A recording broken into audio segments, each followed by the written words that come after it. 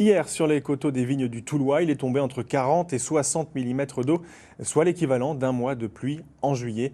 Des précipitations qui peuvent avoir des répercussions sur le mûrissement du raisin, avec un risque accru de maladie. Les précisions de Jean-Pierre Petit-Colas et Arnold Gerster.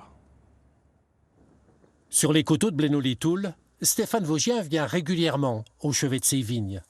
Avec les fortes pluies de ces derniers jours, ce viticulteur est attentif et surveille le développement de maladies comme le mildiou ou l'oïdium. Le phénomène de l'oïdium, c'est que ça durcit la peau de la graine de raisin et en grossissant, le raisin va éclater. Du coup, porte d'entrée pour le botrytis. Donc, c'est vrai que cette atmosphère humide va compliquer un petit peu l'équation si ça doit persister.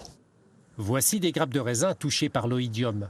Des grappes qui, bien sûr, ne pourront pas être vendangées, mais seront triées sur place à l'heure de la récolte. Sont principalement touchés le gamay et l'auxerrois. Le pinot, lui, est pour leur épargner, comme ici dans les vignes de Thomas Colson à Lucet.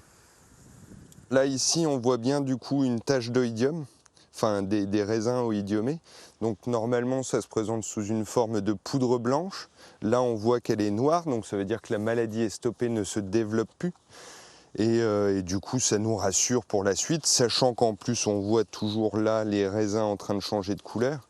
Donc pour nous, on sait que l'oïdium va globalement faire peu de dégâts. Les fortes précipitations qui touchent la région depuis plusieurs jours devraient s'éloigner et laisser la place au soleil et à la chaleur. C'est le souhait, entre autres, des viticulteurs. Les grappes sont magnifiques, elles sont déjà quasiment de la taille d'une grappe qu'on ramasse habituellement au moment de la vendange, sachant qu'elles vont encore prendre quasiment 30% de volume en plus. Oui, on s'annonce vers une très très belle récolte. Les vendanges dans le Toulois devraient être exceptionnelles en rendement et débuteront le 11 septembre prochain.